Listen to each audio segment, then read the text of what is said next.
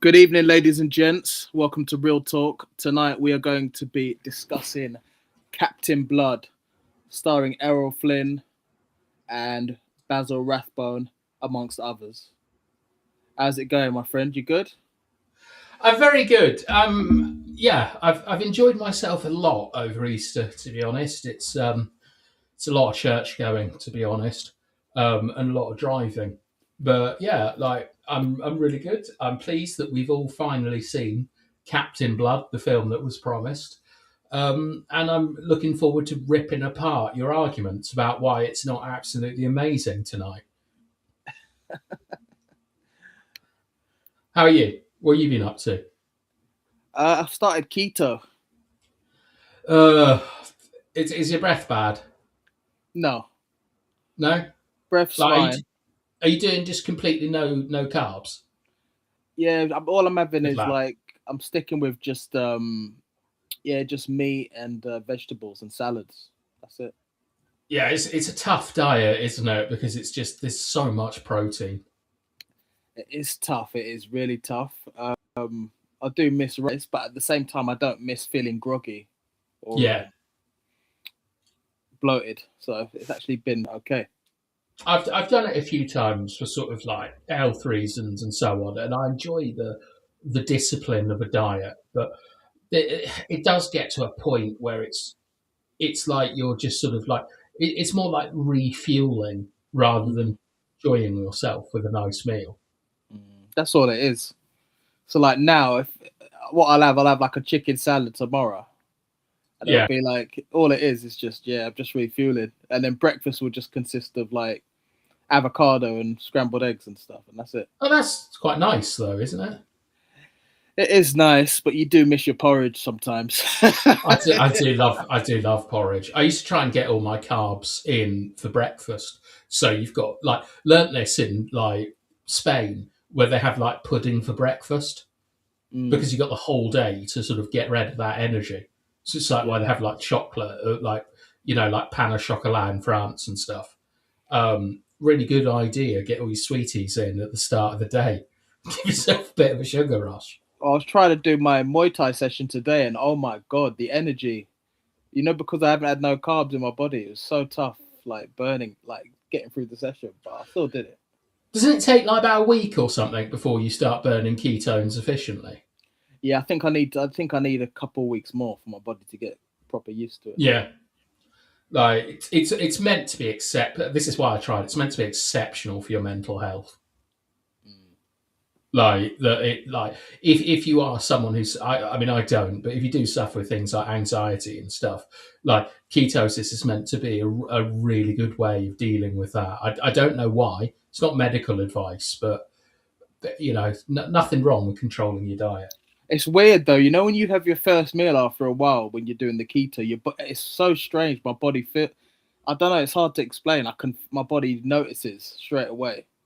It's hard to explain, but I'm feeling like wow, it's another meal going in. Whereas where it's carbs, you scoff it down so easily. Whereas I this, love carbs though. I mean, I don't yeah, eat very many carbs, but they're so good. Like I've eaten so many potatoes this weekend. Amazing.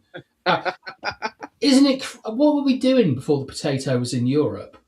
God knows, I do love Like, potatoes. isn't that mental that like the potato and the tomato is not native to Europe? I thought it was. Yeah. What I mean, what were they doing in Italy before the tomato? Mm, Man, it's crazy stuff. Like I just can't imagine a world without potatoes and tomatoes. yeah, They're probably I haven't had external. chips. I haven't had chips for a while either. No I'm chips. not huge on chips myself. Mm. I like roast potatoes and I adore mashed potato. Do you like calamari? I'm not massively into seafood, but I'll eat it. Oh, Like it's, calamari is lovely. I like bass even Sea drum and bass, yeah, bass night. yeah. Sea bass is nice. Yeah, but no, like seafood is because I live in land. It's just not something that was regularly on offer. I love lobster. Yeah, once again, not against it, not bothered by it. Oh, it's lovely. You must have had a lot of it when you was in Chile. Not really. Oh, Like I was on a pretty controlled diet in Chile of mainly protein. oh okay. Um, oh, Bilal, good evening to you, sir. I get quite a lot of messages off Bilal, and he just suddenly goes, "Gotta go, bye." And I always wonder where he's off to. What crazy adventures Bilal Titanium is on. Oh, thank you very much, Bella. I had a good Easter. I hope you had a good one as well. Um, yeah, right. So, Bilal, you quite like this film, didn't you? What does he say? I thought I would find this film boring, but it surprised me. Why why does everyone think the film I'm going to pick is boring? Unbelievable. It's not my favorite film, but it was much better than I thought it would be. Good. I'm glad. I know Bilal messaged me yesterday to say he quite enjoyed it, and then we spoke a little bit about the film. You, however, you found this one struggle, didn't you?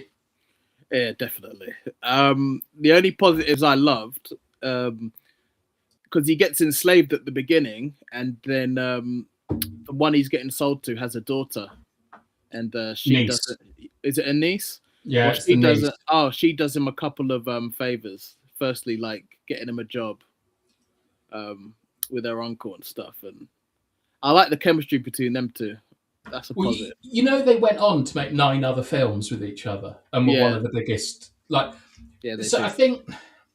I think it's quite important when you talk about Captain Blood to kind of consider what the world was at that time in terms of like theatre and stuff. Like, do you have any experience of, I suppose, vaudeville would be the nearest, but of like silent acting? I've watched a bit of silent acting. It's not my cup of tea, but I've seen it. Have you participated in it or had any like know any of the theory or anything?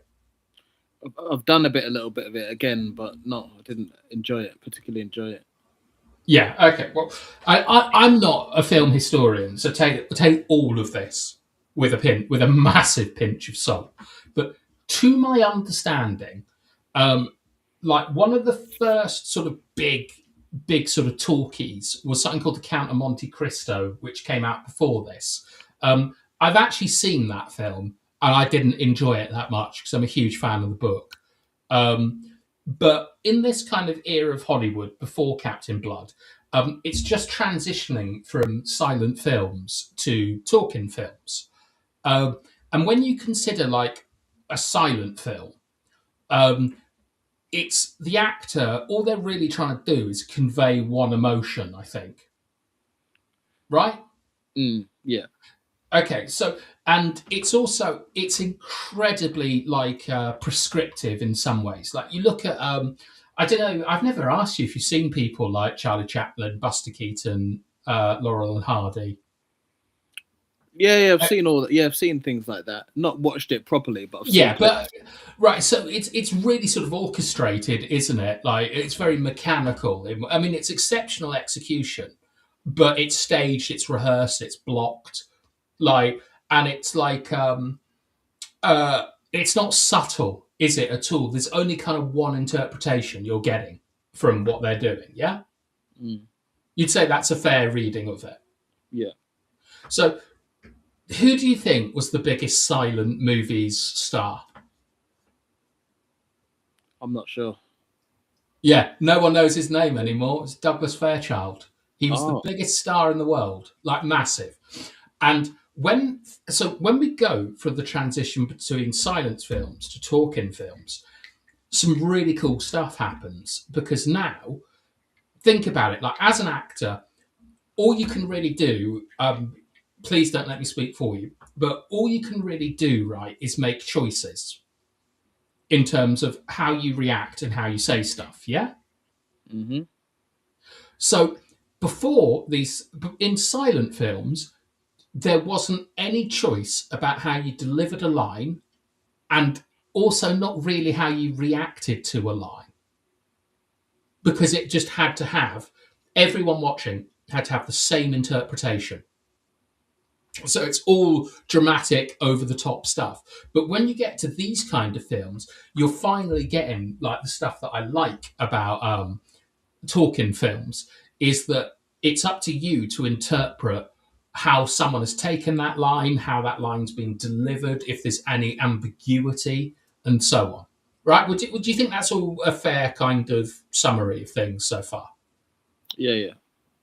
So I think that what happens is that when we transition into the sort of the new era of talking films, people like Charlie Chaplin, Douglas Fairbanks, they can't actually make this jump into this new world.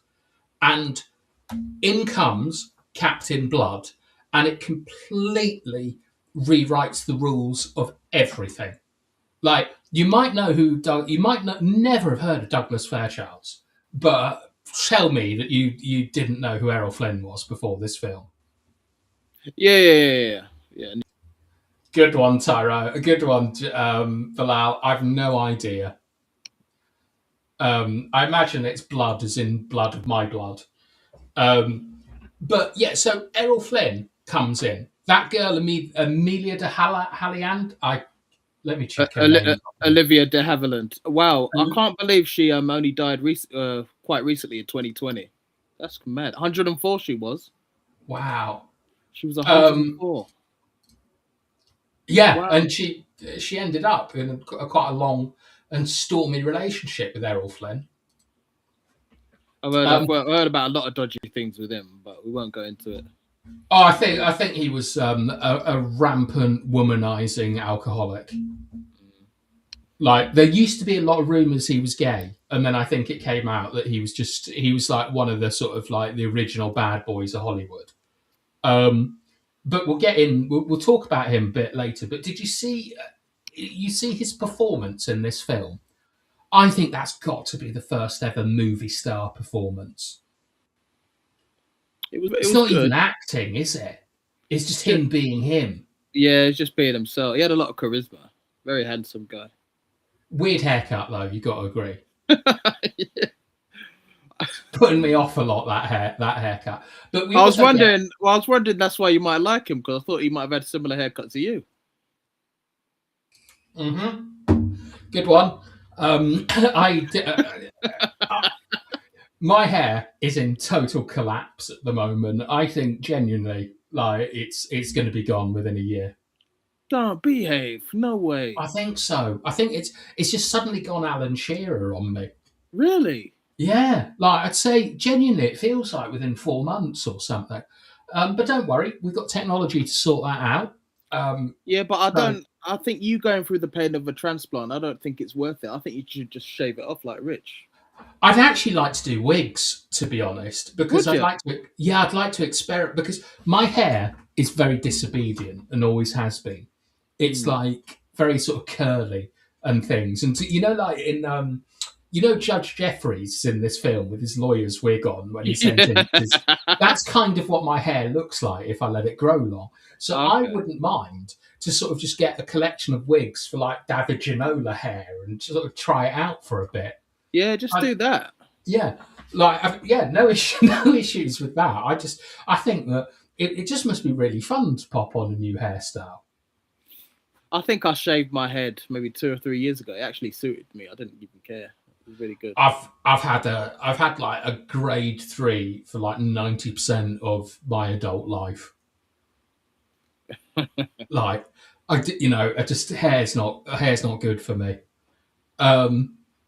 Right, but what was it? We'll talk about it. Oh yeah, I want to talk about Basil Rathbone.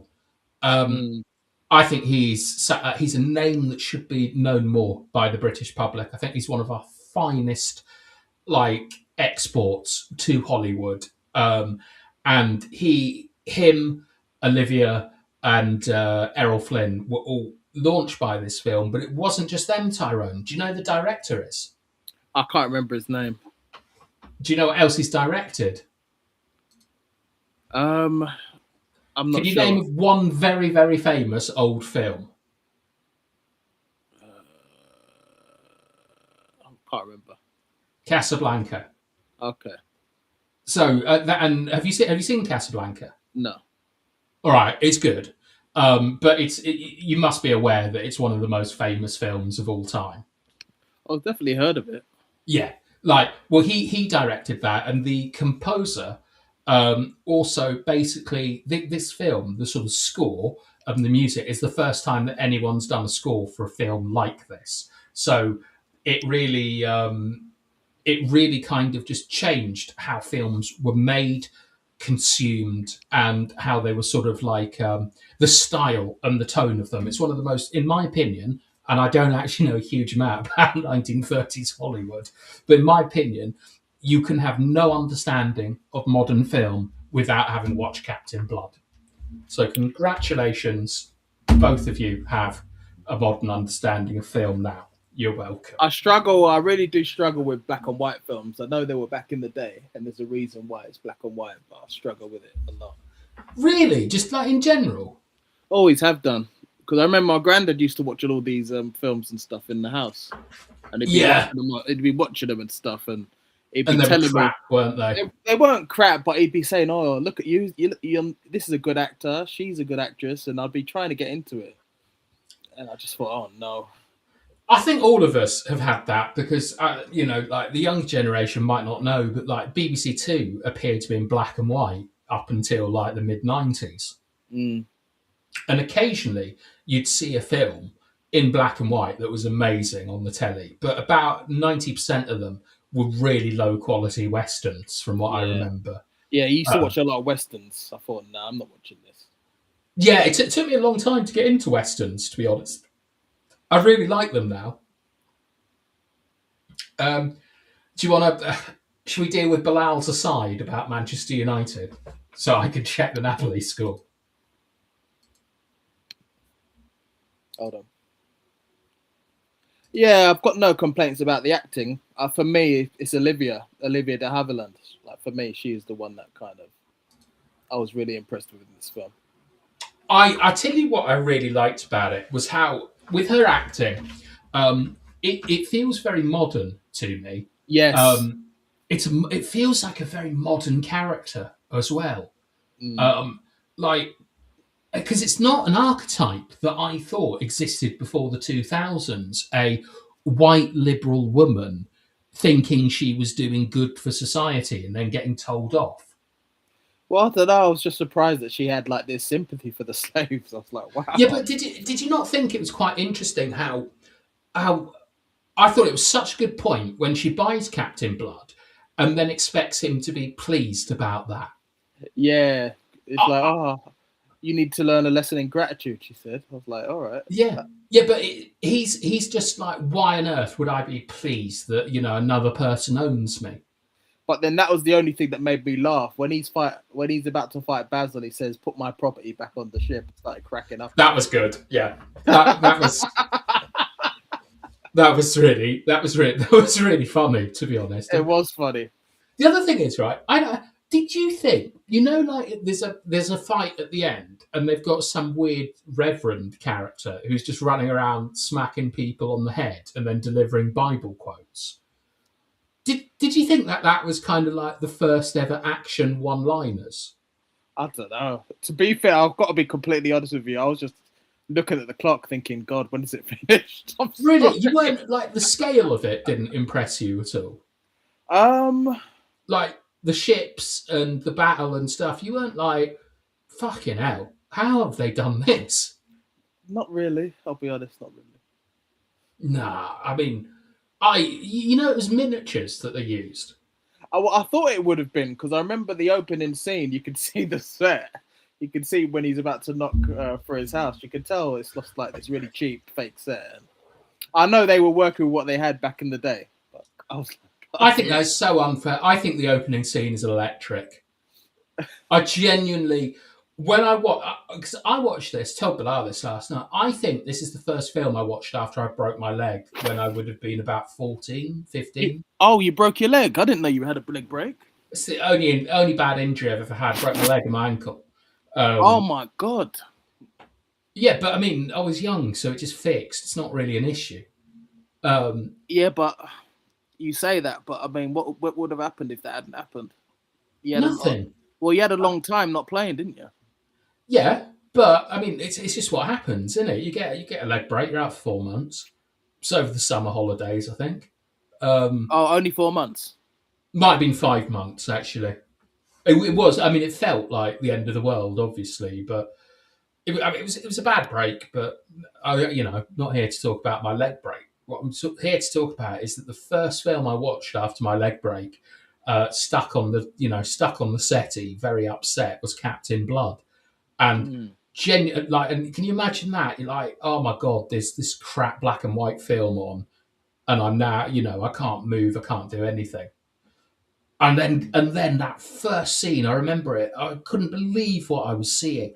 The depth of the shot, the explosions going off in the background, a guy actually riding on a horse. Like, it was amazing to me. All right, calm down. It didn't bring you in at all. It was comical. Really? Yeah, it was just like what I'd expect to see at the theater. I mean, I didn't watch it and think, no, this is an amazing blockbuster for the time. That didn't come into my head. I looked at this film and and when I rewatched it, I actually saw it maybe 2 weeks ago because I had to check that it was okay to rewatch. And you might disagree with my judgment, but I said that it's a very good film. We're going to watch it. But when I rewatched it, I was thinking a lot about Pirates of the Caribbean and how I saw so many similarities with characters and ideas and things. Well, they would have copied a lot from it because even in the first Pirates of the Caribbean, they actually go to Jamaica. They go to Port Royal, so they do. There's a lot of inspiration that's taken. Hang on a second, Sarah's just calling me. Just give me 1 minute. So yeah, Bilal, I'm glad that you enjoyed the film. Who was your favorite character?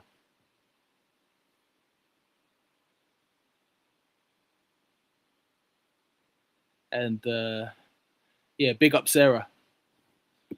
Big up Sarah. First time I've known that she's called on ReelTalk, which is really cool. I used to watch Charlie Chaplin and Laurel Hardy as a kid. Really? Fair enough. Yeah, maybe I should give it more of a chance.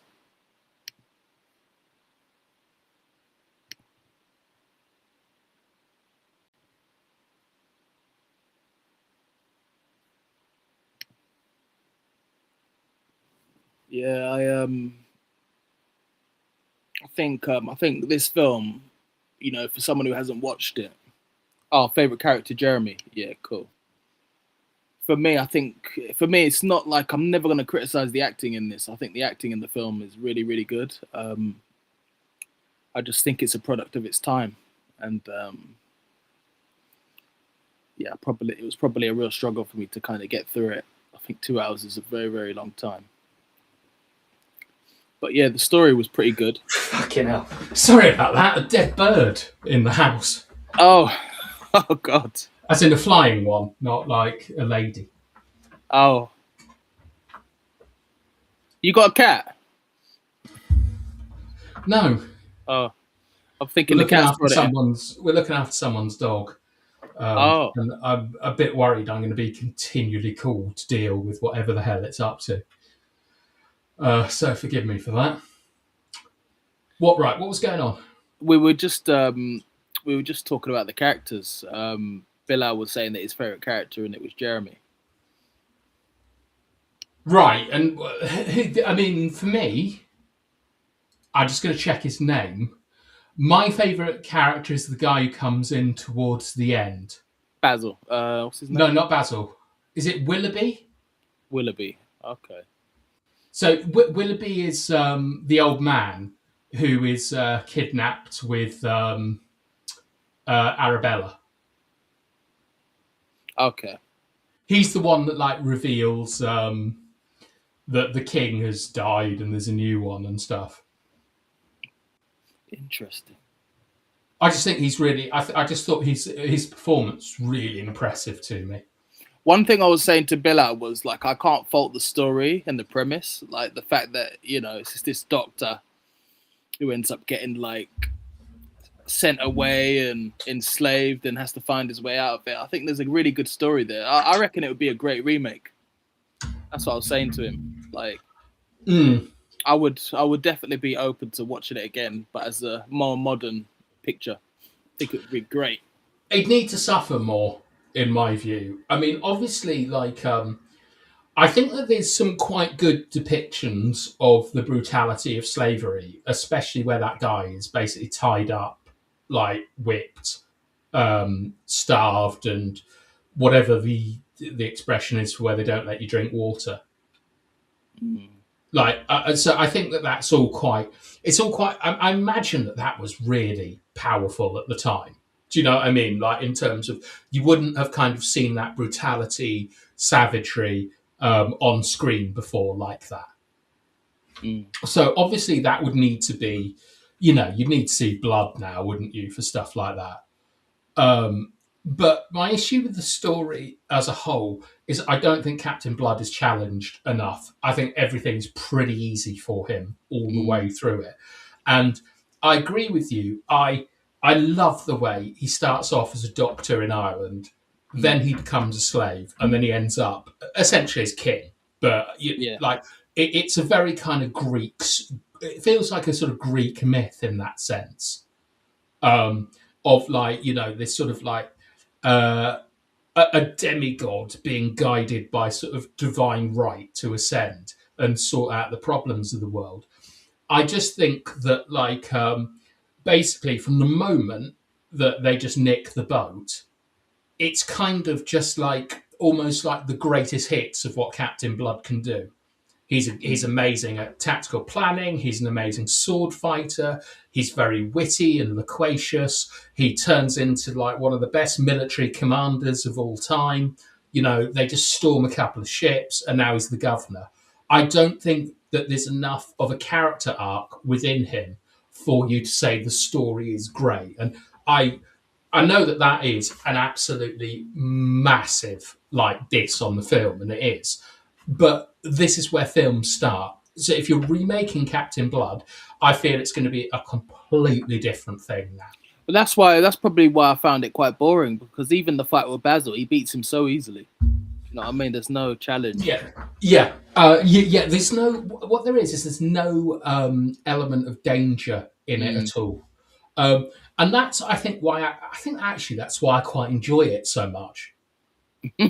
Is because I told you I was like I just caught myself smiling throughout this film. It's so optimistic, and it's like how we often talk about like the problems of victimhood in films and society. Yeah. Like what I love about this film is that no one tries to play the victim except for the villain at the end. Like there's this steadfast refusal from Captain Blood to sort of identify himself as a slave. There's a steadfast refusal to identify himself as a traitor.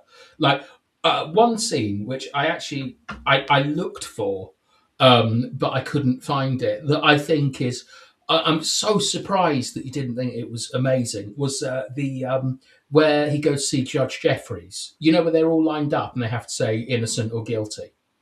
No, I did like. What is that? The bit where I'm trying to think. It's right at the beginning. He gets so he like so for people who haven't watched, and normally I would shame you for this, but it's 100-year-old film. Fair enough. Why? A surprise, but a delightful surprise. He's just popped in. Evening, Bart. Good evening, Bart. Are you Dr. Bart yet? No, I've noticed the pointed use of Mr. Williams, which suspects me that Bart might have finished his PhD. Nice. Now, what made me laugh was the bit where he's been enslaved and stuff, and they're slapping him in the face repeatedly, and he's not saying his name. I find that quite funny. Yeah, but that's exactly that's exactly what I think it is. That's why she likes him as well. That's why she ends up liking him. Oh yeah, but good. I mean, I'm not that way inclined, but he is proper fit and he's very charismatic in it. I mean, I sort of looked at him and I thought, I think this is actually a better version of Brad Pitt than Brad Pitt. He's more charismatic than say someone like Indiana Jones actor. What's his name again? Harrison Ford. Yeah, he's definitely more charismatic than him. Yeah, That's what I felt when I was watching it. when you think of sort of movie stars, the only one I think that's got a lot of charisma actually that's around at the moment is Tom Cruise. No, Do you not really? think? Nah. I think so. Yeah, I think he's got this kind of coked up charisma, like that nervous energy. And I think of like who are the big movie stars at the moment? Timothy Chalamet, very little charisma in my view. Decent actor, but no charisma. Tom Holland. Yeah, nah, he hasn't got it. I like Like him though. I do like him a Robert lot. Downey Jr. They love it. See, they loved him as Iron Man, and I don't know why. I don't understand it. Yeah, I don't. I loved. I liked him in Tropic Thunder as a black man more than Yeah. I liked him as Iron Man. In that, he's got charisma. Yeah, he's got soul. Yeah, yeah, he's got I tell you what, charisma as a actually, black man. Denzel's got a bit of it, but I just don't think he makes very good films anymore.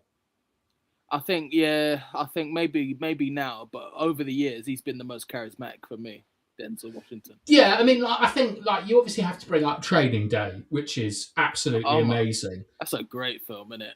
Yeah, Training Day. Training Day has got a scene with is Ethan Hawke his like number 2 in it. Yeah. There's a bit where he leaves them with some Mexican gangsters. And it then becomes apparent that he's basically been left for them to kill.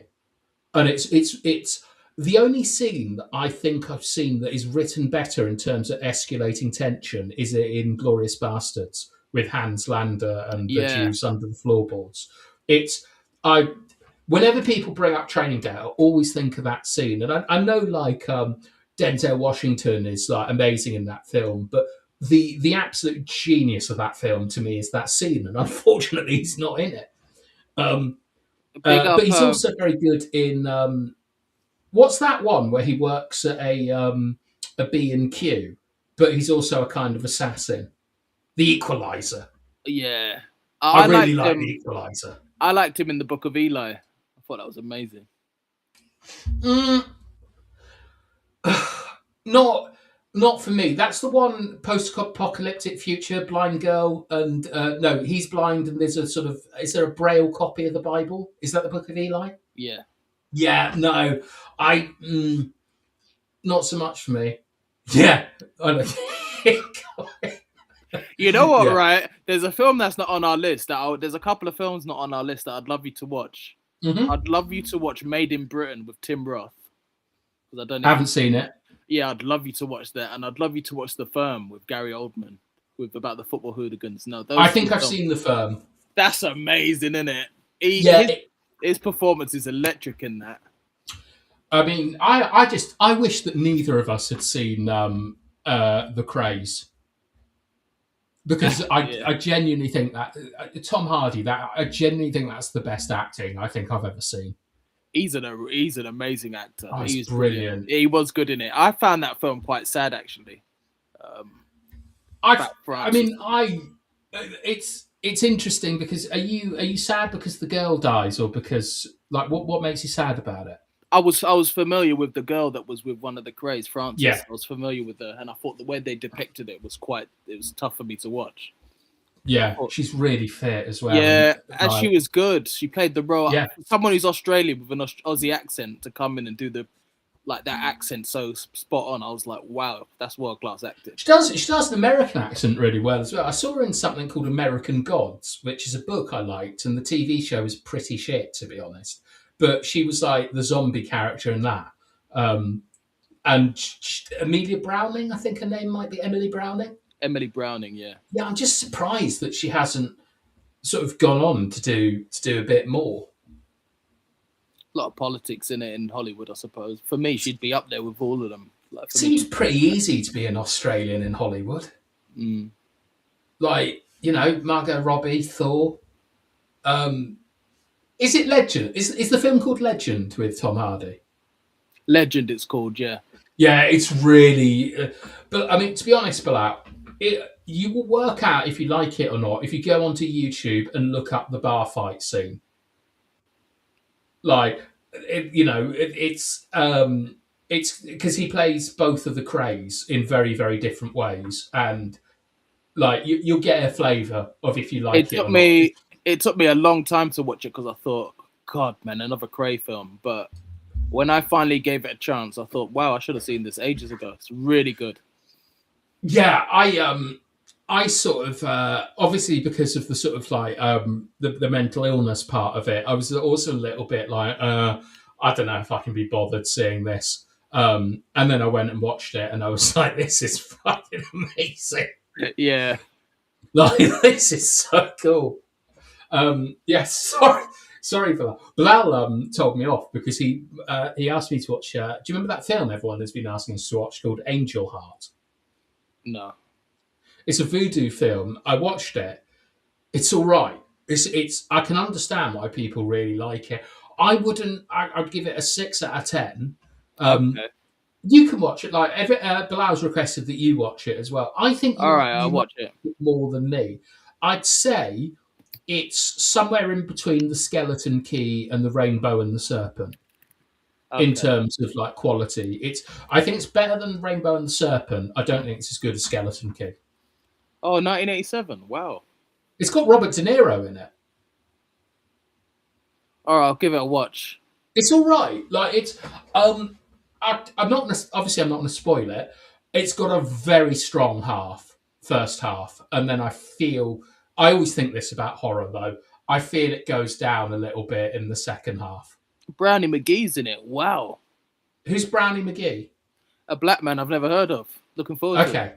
It's also got Jason Momoa's wife in it, who was Lisa Bonnet or something. I think she was in The Cosby Show.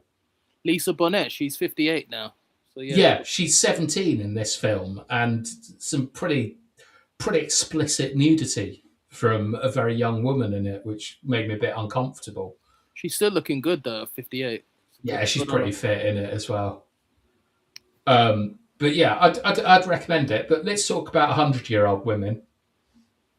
Yeah, she's beautiful, man. Who, Olivia? Olivia de Havilland, yeah. Very, very good. Yeah, it's so interesting, isn't it? 'Cause I thought a lot of Keira Knightley when I was sort of like looking at her, and that sort of, it feels like a very kind of like a Jane Austen style character of, an educated woman who's quite fiery and things like, which I've always thought, like, the sort of, a lot of people bang on about strong female leads in Hollywood. Like a strong female character. I found her a lot less annoying than the one in Raiders of the Lost Ark. Is it Marjorie? I know who you mean. She slipped my mind at the moment, but it's a similar archetype, isn't it? And it's interesting how easy. But I love the fact that of all the people in this film, the only one who learns anything is her, and it's the value of human of. Oh, Marion, sorry. Marion. Yeah. But I absolutely love that sort of where she expects praise for buying him. I think that's such a cool bit of like filmmaking, because it gives him the opportunity to bollock her, and in that bollocking, they want each other so much at that point. But it's also quite funny when you think of like, oh, what was certain things worth back then? Because they're saying, oh, £20 for him, £20 for her, and you're like, wow. Back then £20 got you a lot. Yeah, but I mean, I imagine that was a shitload of money back then. Back then, £20 would have been a hell of a lot of money. Yeah. I think, like, maybe 50 grand or something. So prices have come down since then, I hope. But yeah, it was.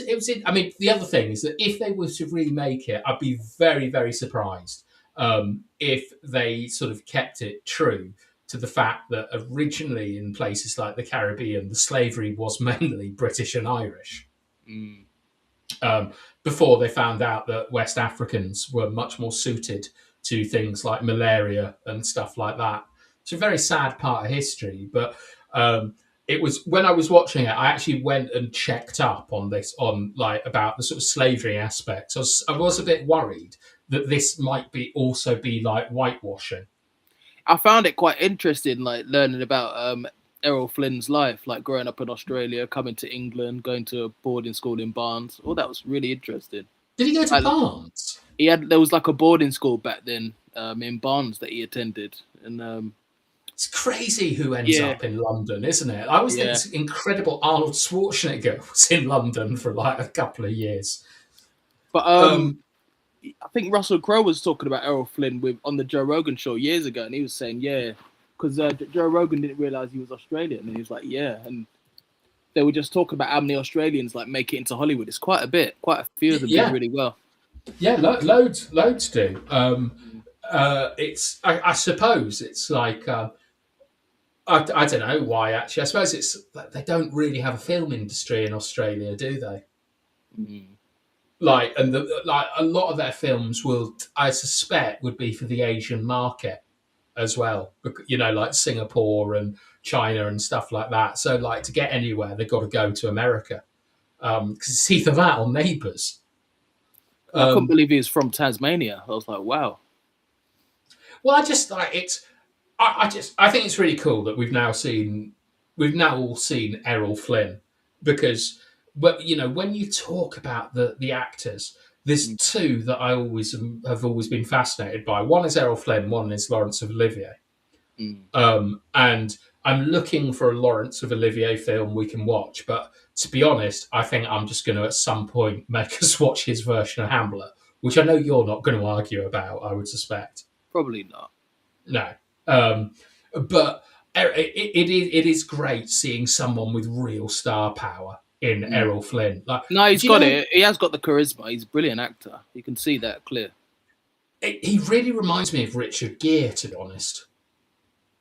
Like, you know, Richard Gere kind of does this, like, sort of, like, someone will say something and he'll smirk and then he'll look off to the distance. Yeah. Like, I when I was watching Errol Flynn doing that, I was like, that's where fucking Richard Gere has nicked this from. He's clearly copied it, hasn't he? Yeah, can you see it? Is this? Yeah. It was just. It was great. Oh yeah, the diversity check. No gingers, I'm afraid. Well, it's black and white, so we couldn't tell. But yeah, it's mad, isn't it, that Errol Flynn did so much in his young life and only lived up until the age of 50 years old. That's crazy. Yeah, but weren't they all like properly on pretty strong drugs around that time? I don't know, you know. Like, I think that they were all on like proper like methadone and heroin and stuff. They enjoyed themselves, but I'm pleased that, like, what did she go on and do? Like, did she do anything after, say, the 50s?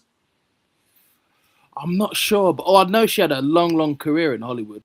Obviously, not just with him, but working alongside other people. Winner of, I think she won 4 Academy Awards. Crazy, isn't it? Yeah, I mean, it's so nice to see this kind of, like, you know, the birth of Hollywood and stuff. She's in Gone with the Wind. I'm trying. Jesus, her Wikipedia page is fucking massive. It's massive, isn't it? I know. When I looked at it earlier on, I was amazed at how much she'd done. She was working up until the 80s. Born in Japan as well. Oh, wow. She was in Roots. See, I didn't know that. And I've watched a bit of Roots. I've not watched all of it. I haven't watched any of it. I imagine it's quite good, but I've got to be honest. I've seen enough of, like, you know, sort of like American racial tension films to last me a lifetime. I'll never forget when my granddad was like, "Why the hell are you guys watching that? It's nonsense. It's doesn't do anyone any good watching it." I started laughing. He had no time for it. Oh, it was so funny. Yeah. I mean, I sort of don't. But I understood. Really. I understood where he was coming from, though. Yeah, I think I understand where he's coming from as well. I think I really don't like victim mentalities, and I don't want to sort of trivialize anyone by saying that. Well, neither did Grandad Williams. He hated it. Grandad Williams. Yeah. Did he beat you? Did he No, beat it out of you, Tyrone? no, I never got beaten by him. He just made me laugh a lot of the time. Funny guy. What did he do? He had a nickname for everybody. But like, was he like in the war or anything, or like what was Grandad Williams all about? No, he was on the railways. He'd done the railways for years. Just like a train driver. Yeah, just on the trains and stuff. I've always, I think it might be the little boy in me, but I've always really wanted to be a truck driver or a train driver or something like that. I don't know. I think just the choo and the steam and things really appeals to me. Like, Well, who's keep that applying. coming over the hill? Well, they're What? always looking for new drivers nowadays. So keep applying. One day you might get to do it. Maybe you get a very good. It's not a bad career to be a train driver. I think you can start off at like 35 grand now. No, it's more than that. It's about 45.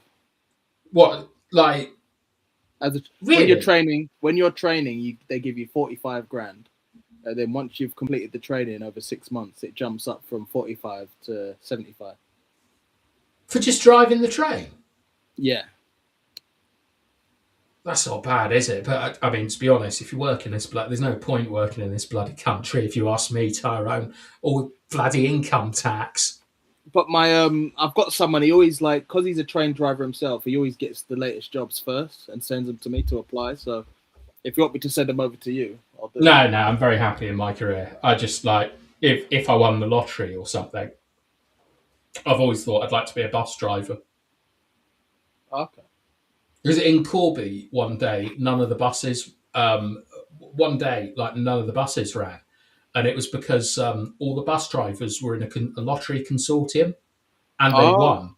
Oh And my so the God. next day, none of them were driving the fucking buses. Really? Yeah, it was like, How it lucky was can you chaos. be? That's so lucky. That's mad, isn't it? Yeah, but it was an absolute nightmare for us because none of the buses fucking worked for 2 or 3 days. They were too busy going absolutely mad with I think they got like 2 million each or something. This would be like in the sort of mid-90s as well, when it was worth a lot more. Now, growing up in Corby must have been a lot of fun, you know. Yeah, it was good. I mean, I moved out when I was like 8 or 9 or something, but to the real countryside. But yeah, like growing up in a small town in England is always going to be a privilege. Like, even growing up in Middlesbrough would have been wicked. Going there every through the summer holidays as a kid was good fun, actually. Yeah, Northeast is amazing. Bilal, we watched Roots in school as a slavery project. What, in Manchester?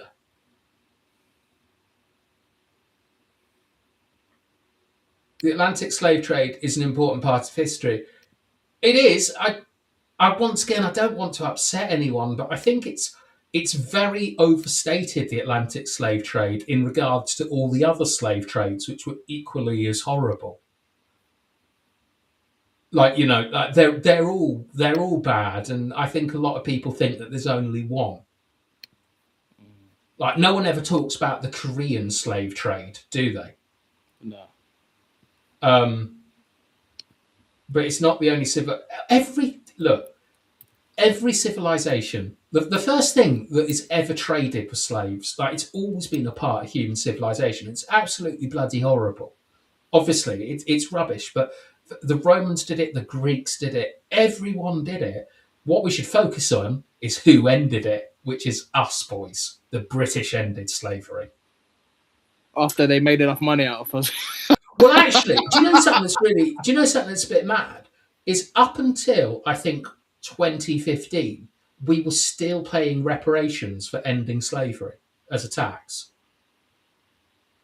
Yeah, but I think that was probably paying back all the slave owners' money they'd lost. Exactly. Yeah, we just went isn't and bought them all. Should have been giving it to me and my people, not the bloody slave owners.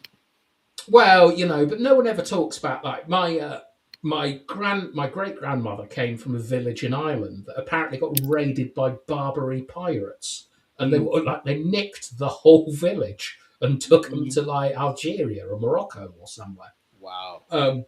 It's just It's crazy, isn't it? But once again, like, I understand that it's very sensitive to a lot of people. But I just think uh, I do sometimes think the transatlantic slave trade just it's a little bit too overstated, and that there are other slave trades that may have done more damage, as it were, and we should just get on with solving the problems that these things have caused, rather than like pointing fingers at each other. Do you know what I mean? I don't know. We like pointing fingers, don't we, Billa? Right. Okay. It's my fault, isn't it? Yeah. Fair enough. You bastard! Yeah. I'm joking. I know. But you know, in America, they sometimes out people as like being related to slave owners, and I always think, like, fucking hell. Like, imagine that. Like, like, imagine if you were part of that. It'd be so weird. It'd be like an Edgar Allan Poe story. Mental. Yeah, I know. Thank God we live in modern day Britain, and none of that is anything to worry about for us. Just imagine one day, someone going to school, someone throws a net on you, and you're just taken off to be a slave. It would, and it like would someone like you, Bathtime, because you're quite strong and physical, they'll know that you could do the work, and they know that you're. I'd have been an exceptional slave. Let's not get this wrong. I'm extremely fit. I'm extremely diligent, and I work very hard. I'd have been brilliant at it. And you wouldn't have complained. Do you know what? I would have judged the other slaves for not being as good as me.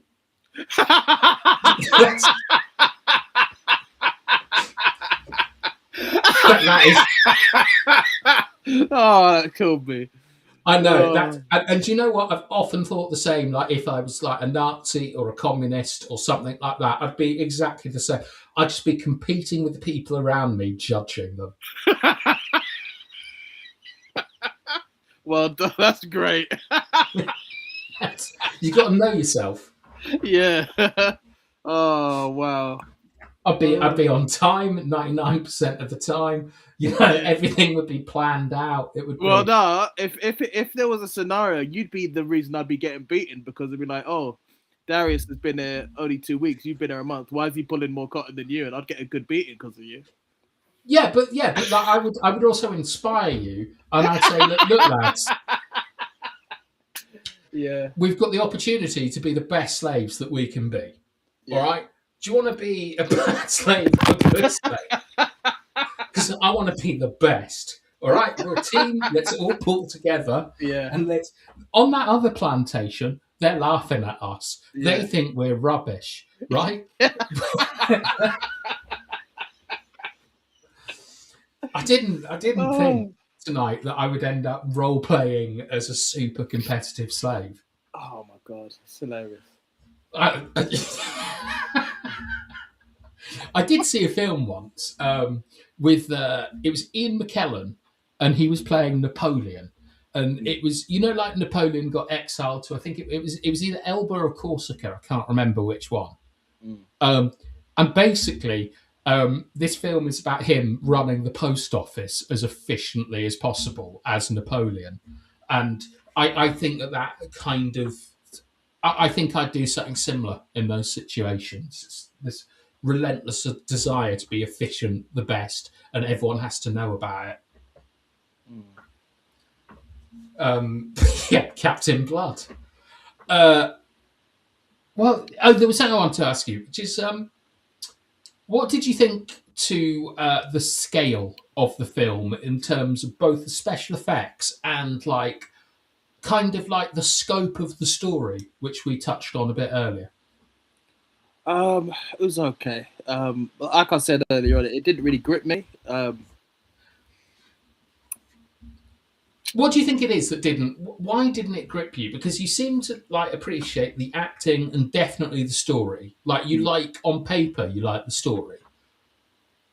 Yeah, maybe because it was like more filmed like as like a comical adventure. Maybe that's why. Whereas I think, you know, something like this should have been more of a serious film. You know, And he's dealing with it's an adventure film, though, isn't it? yeah. It's got a lot of serious themes in there. It's quite surprising, isn't it, how like deep some of the subject matter is. And it's just like there's a bit in it where the guy sat down and you've got this little slave boy just keeping him he's like a human fan, he's keeping him cool. I'm thinking to myself, oh, here we go. Do you know what I mean? Right, you did. Here we go. What do you mean? Here we go. I just thought product of its time, I guess. But yeah, but it's depicting like that guy is depicted as villainous. Like slavery isn't depicted as something good in this film, is it? It's depicted as a tool that is used by a king and a corrupt governor to oppress like good people. One of which is extremely religious. Like I don't think it's like a product of its time. I think it felt quite forward thinking to me. Like you could, because I can only imagine this, that in 1930s America, after what have they been through? They've been through the Great Depression, the First World War, the Civil War when's the Civil War? Is that the 1870s? I'm not sure. I'm not 100% on it. So let's say it was like 60 years after the American Civil War. I think that like, you know, Hollywood is always pretty like left leaning and liberal, and I think that this film is exactly that. Like liberalism is about the importance of individual freedom over a group, like in its technical definition. And I think that Peter Blood is like just almost like the perfect liberal in this film, where it's the whole theme of this is about freedom. Like they're only free when they get on the seas, isn't it? Yeah. To be pirates, because that's what it is. It's being a pirate. Is you're free. You're free from the law. You're free from society, and it's like the sort of like the, you know, the merit of the conduct of yourself or whatever is what carries you through. And you see that contrasted with the Frenchman Basil Rathbone, who he sees Olivia as his property. Yeah. Well, I liked how he I love how he played the French role. It's like you wouldn't think it was a British actor. It spoke like a Frenchman, true Frenchman. Oh, I bet you, because he's like a 1930s British actor, I bet he's fluent in like 18 languages or something. But Basil is, I mean, obviously Basil in the Mark of Zorro. I don't know if you're still here, Bilal, but I sent you a video yesterday of the sword fight in the Mask of Zorro. Let me know if you saw it or not. Because Tyrone, I think I sent it to you and you weren't that impressed by it. No. Really? I'm stunned. I genuinely think that that's the best sword fight up until maybe... Is it Obi-Wan Kenobi versus Darth Maul? That was pretty good. I have to watch it again. Yeah, I did like that one. Like that, I mean, that was... I remember watching the trailer for Star Wars, and I've never been massively into Star Wars. That Phantom Menace? Yeah, that was like, holy shit, when I saw the trailer for that, and they did that. They showed you like 10 seconds of sword fighting. I was like, oh my God. Phantom Menace was good. Yeah. It's fight scenes. Well, look, it's a children's film, and if you judge it as a children's film, I think it's very, very good. You're back, Bilal. If they made the film today, it'd be set in Somalia. Is that... Are they Somalian in that film where the bloke tells Tom Hanks, I'm the captain now? Yeah. Captain Phillips. Yeah, I didn't think that was a very good film, to be honest. But I remember the sort of like the child soldier in that. That's like his only ever acting role. And he was bloody amazing at it. A bit like Ronaldinho in Apocalypto. Never seen him in anything else. And Ronaldinho could run, man. He's good. Man, he's amazing in that film. Like, I love Apocalypto. You didn't find the sword fighting clip interesting?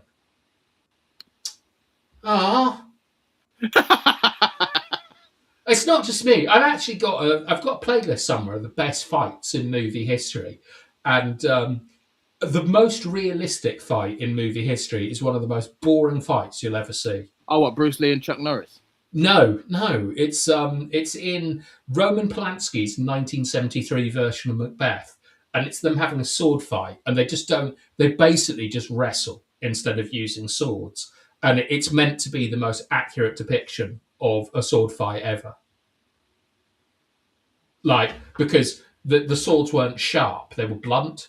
So Best sword fight, yeah, Crouching Tiger's the best sword fight I ever saw. This film doesn't come close to that. yeah, but that's not. I mean, yeah, but it's not a real sword fight, is it? Oh, Do what you the know what one I in? mean? Like it's more like a dance in the sword fights that you like, probably like the martial arts I like, where it's more like sort of dancing. You're like fucking hell, you just did a backflip and all that kind of stuff.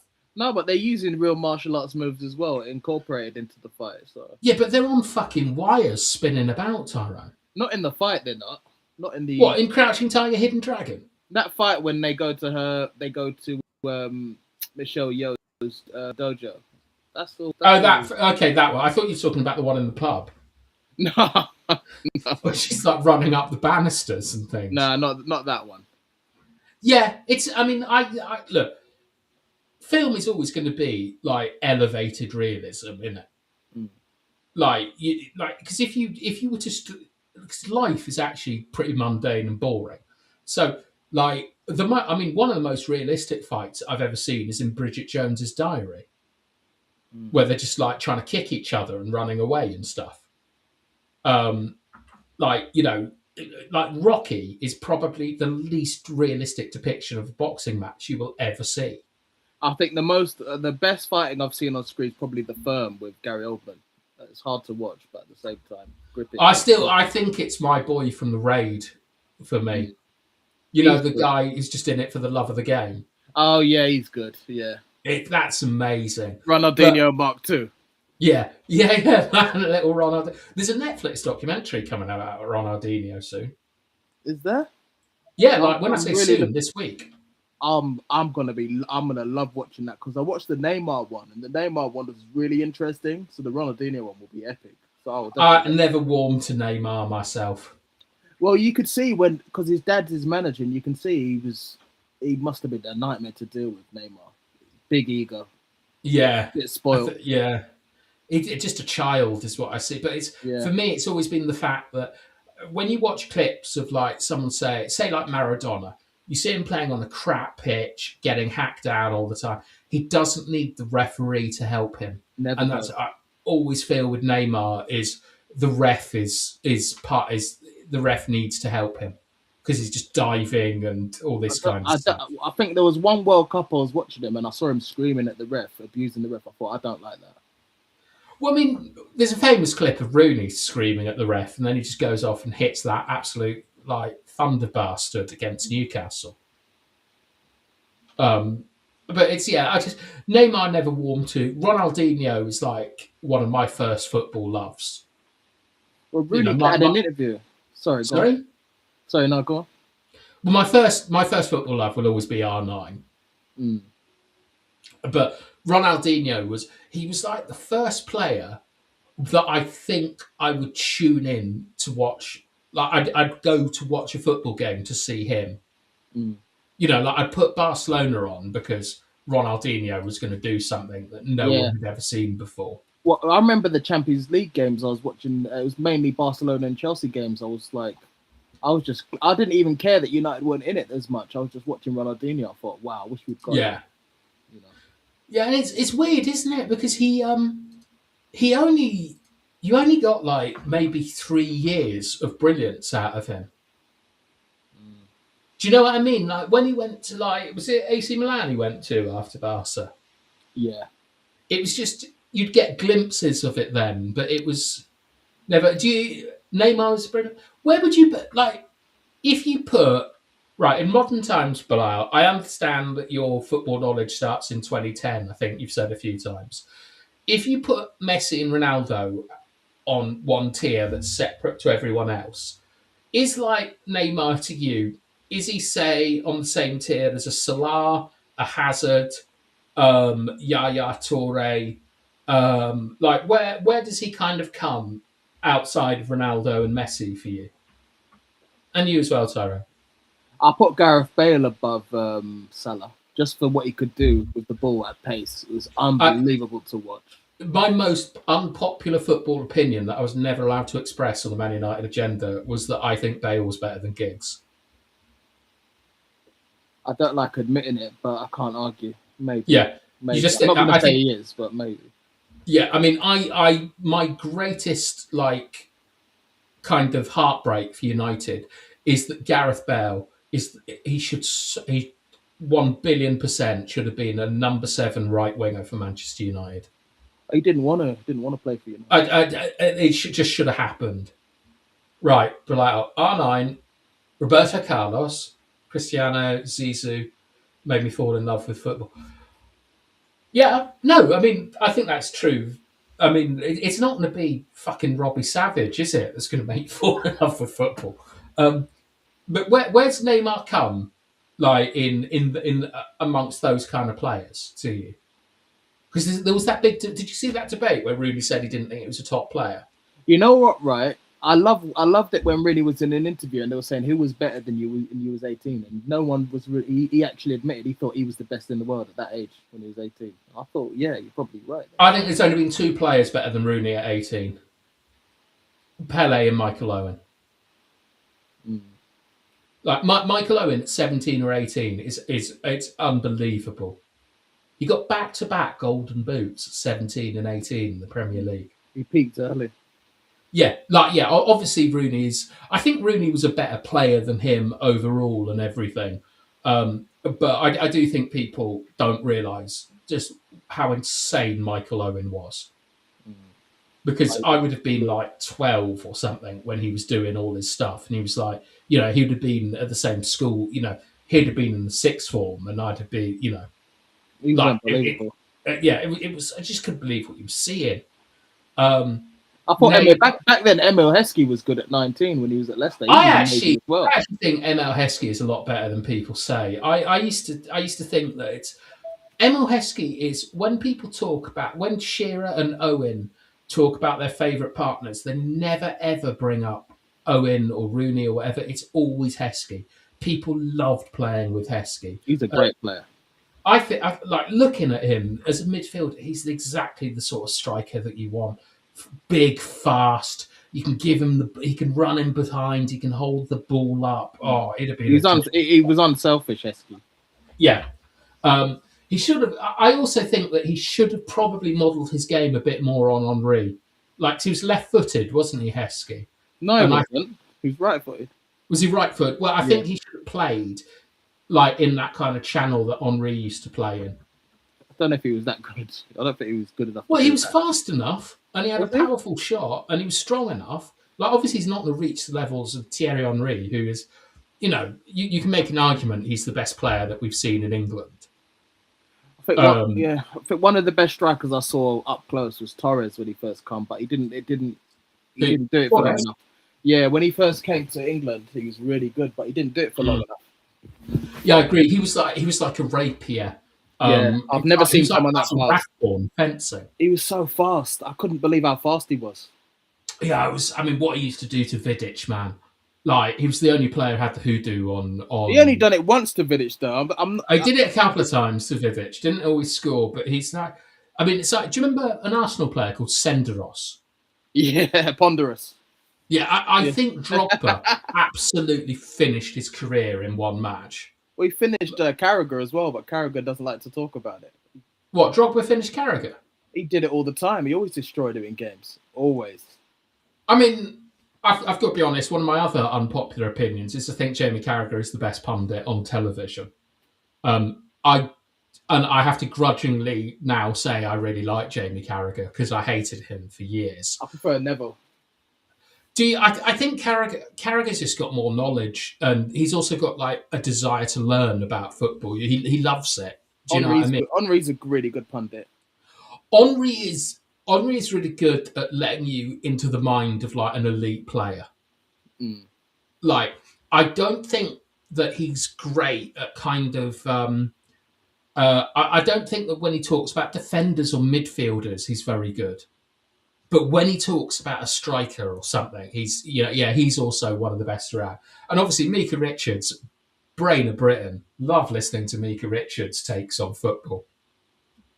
But yeah, I think I agree with Bilal in the sense Neymar, obviously at his best, was unbelievable, but I think leaving Barcelona to go to PSG wasn't a good career move. Didn't help him at all. Yeah, I mean, it's like Bilal's put. I'm not going to go here, Bilal, but you've put Neymar above Mbappe. Mbappe has 4 goals in World Cup finals. Mm. Like that's unbelievable. Mbappe's insane. Yeah. That's unbelievable. And I know what you mean about how Mbappe.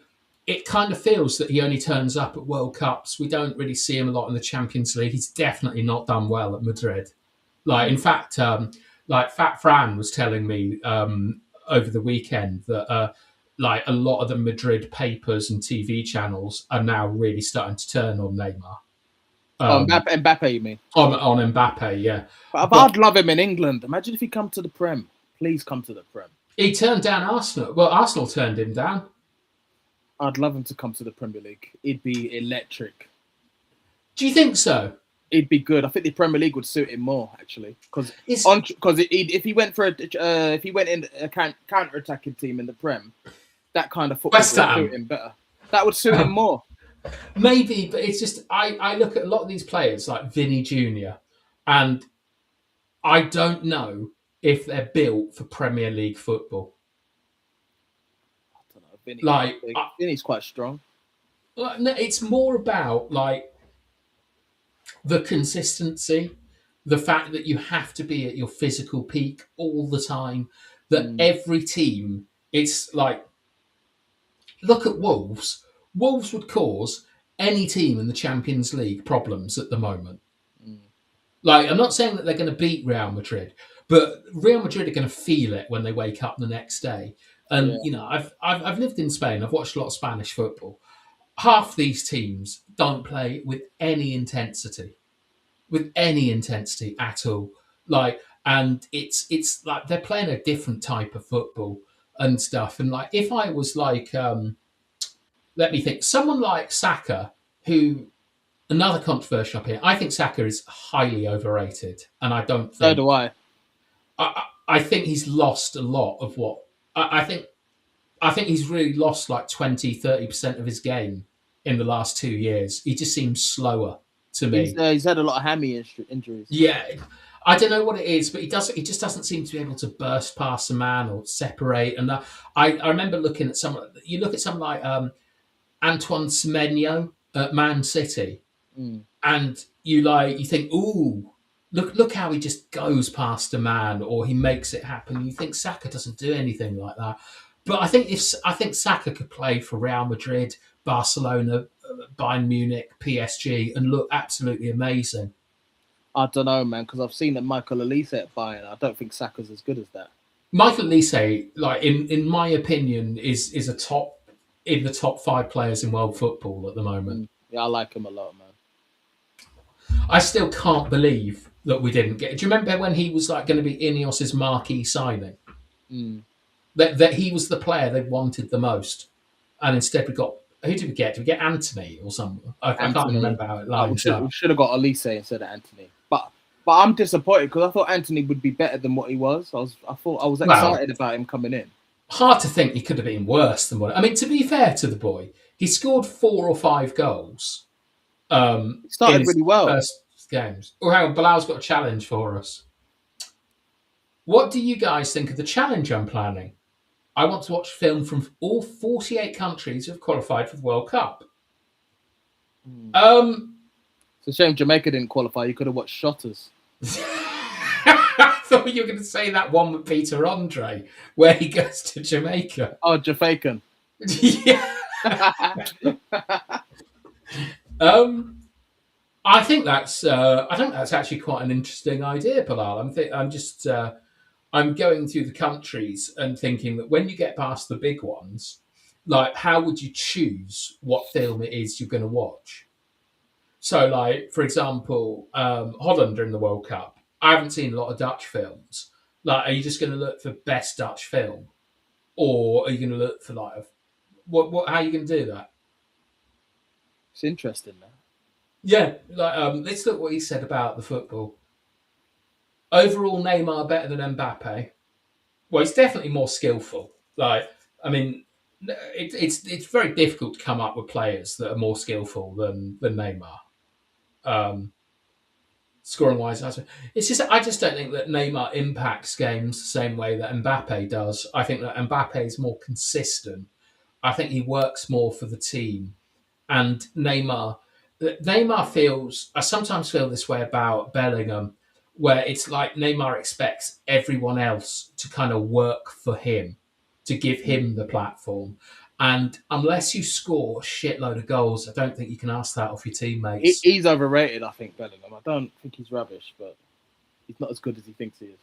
I think he's a really top player, but I think his attitude is.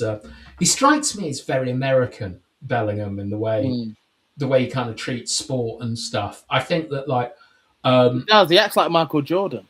yeah, it's like I know we shouldn't like him, but I've got a huge amount of time for Erling Haaland. Like I think he's a fantastic footballer, but I really really like his attitude. He's quite humble, isn't he? Yeah, but I like the fact that he works hard. Like he doesn't make a big show, and it's like we've been linked with what's he called, Miles Lewis Skelly, the Arsenal boy. Yeah, I don't want him. Well, I remember like he took like when he scored against Man City, he did like Haaland's celebration. Yeah, I don't like that. It's just I don't like that kind of attitude, and I didn't like it when Bellingham was screaming "Who else?" after he scored a goal from England, because if someone did that in a team you're in, I promise you'll go into rough I him would. up. I'd want to beat him up if he did. Yeah, you'd rough him up in the dressing room afterwards if they did something like that. Well, And apparently him and Rice don't get along. what, Rice and Bellingham? Yeah, they don't like each other. Apparently, I don't know. That doesn't matter too much, though. I mean, there's obviously Cole and Sheringham. Everyone keeps comparing Jude to Scott McTominay. I don't get that. No, Um, seriously, I don't. well, it's because they're in this what is called an 8.5. It's a sort of new position they've made up. Scott McTominay's not on that level. I'm sorry. I'm going to be honest. You all know my thoughts on Scott McTominay. I would probably prefer McTominay in my team for for qualities outside of what he can do with the football.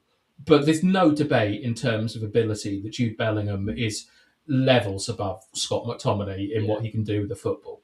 I'm not saying he's a better player, but it's levels above. It's like comparing, it's like comparing Yamal with like Embueno or something. Like what they can do with the football is a very very different game, but it's not just what you do with the football. But I think people compare him because he doesn't get on the ball very much, and most of his actions, most of the stuff you see him doing, are scoring goals in the box. So it's like, and that's kind of what McTominay does. McMayo, they won tonight, by the way, in Napoli. I missed the Napoli game to do this podcast. Thank you for your. Well, I mean, you'll get to watch the highlights. But well done. Yeah, well, I've always been very curious to see how De Bruyne and McTominay play together. To be honest, and De Bruyne, do you know why he was out for 6 months? He torn a hamstring. Do you know how he did it? He was skiing, wasn't he? Was it No. Kevin De Bruyne? No, De Bruyne ripped his hammy taking a penalty. Oh my god! Is unbelievable, isn't it? How do you do that? It's about not being prepared, in my opinion. It's not, like his preparation wasn't good enough going into the game. You know why? I like people like De Bruyne and Steven Gerrard, but the reason I don't put them up there with Scholes and stuff, their longevity in the Prem. Scholes was doing it into his late 30s, and these guys, once they got to a certain age, their bodies just gave up on them. Yeah, I mean, I think that I always just put Gerrard out of the equation of these because he didn't win enough, like to be in that debate. I think that with Lampard, Scholes, and De Bruyne, you kind of have to look at De Bruyne and what he won in England. Like, is it 6 Premier League titles Yeah, it's just a and a shame. treble? I'll be honest, it's a shame he was a Liverpool player. I would have took him at United over the years. I thought he was an awesome footballer. Who, De Bruyne? Gerrard. Well, both Gerrard and De Bruyne, but yeah, Gerrard. Gerrard gave the ball away too much for my liking. He actually has. He's a little bit of the sort of Bellingham and Neymar thing, where it felt like he kind of. It's like he needed to be involved too much. The team was there to serve him. And once again, he didn't score enough goals to do that. Only Messi, Salah's, Ronaldo's, who have, 5 seasons of scoring more than 30 goals can get away with that. And I think that Salah, for example, I think he's a world-class player, but he's the most ordinary fucking world-class player I've ever seen. Well, that's the thing, because that's why I was saying, if I had to choose between him and Gareth Bale, it's Gareth Bale all day long because of what Gareth Bale could do at pace. Yeah, it's more dangerous. Comparing Bale and Salah is a bit silly for me. You're looking at arguably one of Europe's best ever players in Gareth Bale. He's on the same kind of level as Georgie Best and stuff like that. I think I think there's an argument that Bale is a better player than Rooney, for example. All right, let's not go that far. Yeah, well, for me, I think he is. Right, but would it be cheating if I watched short films from the World Cup countries? Well, no, it wouldn't be. I think that you'll find some proper good films. Like there's one from Iran that I've always wanted to see. I can't remember what it's called. It's like Breakfast for Lions or something like that. Yes, Bruno is world class.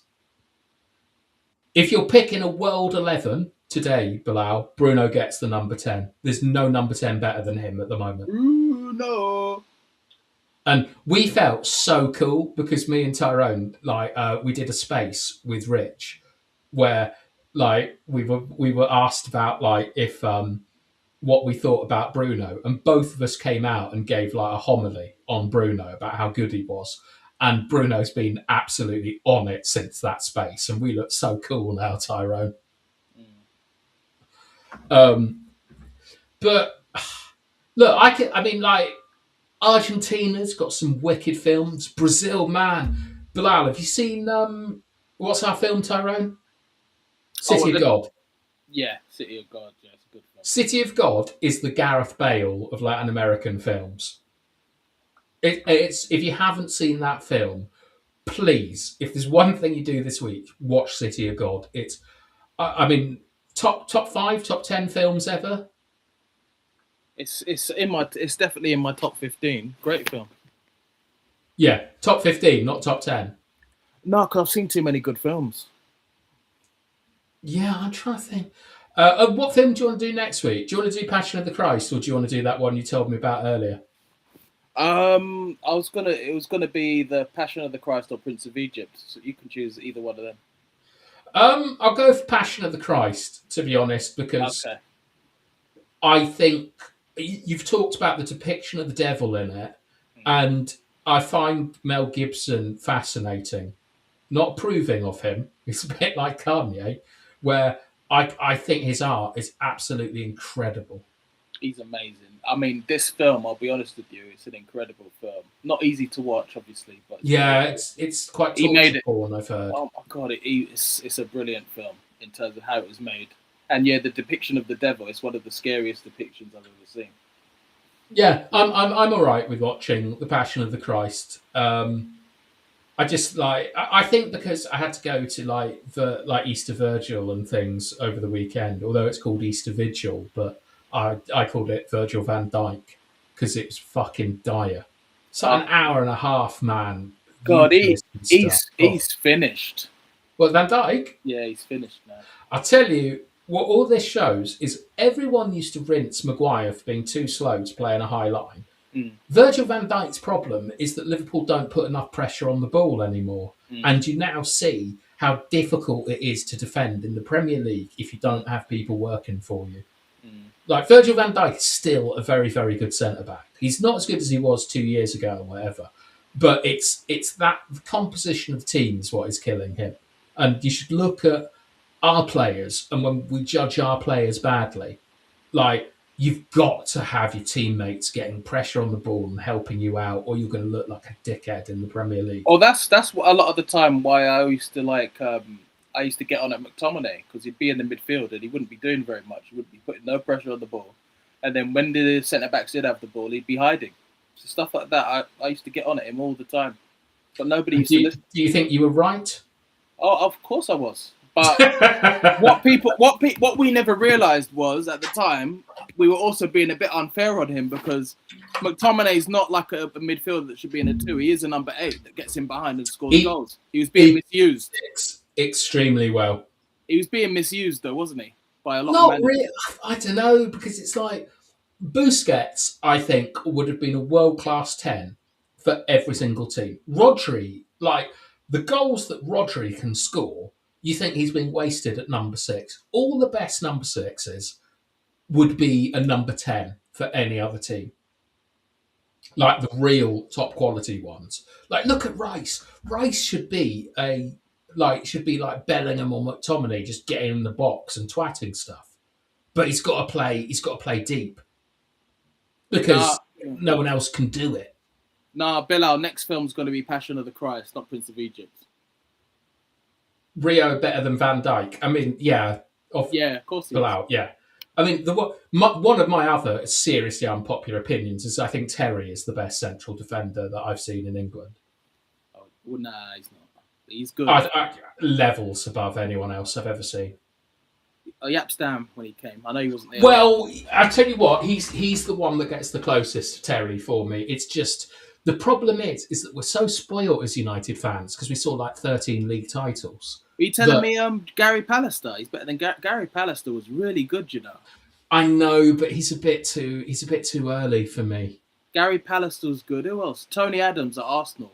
Tony Adams is very good. I used to like Ledley King a lot. See, now without the injuries, I thought he was up there with Terry, if not better. Yeah, I also used to have grudging respect for Sammy Hippier. He was good. He was a good centre-back. He was top centre-back. He was. And there was a guy at Portsmouth, I can't remember his name, but I'll help me out here. He was Tony Blair's favourite ever player, and he became a private investigator. Oh, Christopher Samba. No. Not Christopher Samba. What, the striker? No, there was a centre-back. I'm sure there was a centre-back. No, this was called like Arjun Zeus or someone. I used to think he was all right. I thought Philip Albert at Newcastle was decent. I thought Colaccini at Newcastle was decent. But like in terms of the top ones, Adams, Carvalho, Terry, King, Sol Campbell. Those were the ones that like competed with our boys. Like, you know, I don't know about Hanson and Mark Wright and all those ones. All right, Bilal, good night. I'll be up in a minute. I'll probably need to get going myself. I'm knackered. Yeah, Sarah is out for most of the week, so I'm good for spaces and so on this week, I think. Oh, nice. So if you text me or whatever, we'll give Rich a bell and I'll ask Dora what she's doing, get the old gang back together. I feel bad for him now because he's having. I'll tell you actually now. I'll say it off script. Yeah, all right. Anyway, thank you so much, everyone, for watching. I know that the last 20 minutes, as always, is like. I mean, tonight to recap, Tyrone didn't like Captain Blood. Me and Bilal liked it. I think that I would have been a world-class slave, and then we've talked about football. So if you like this kind of content, like and subscribe. Good night, everybody. Thanks for watching. Take care. Oh, my gosh.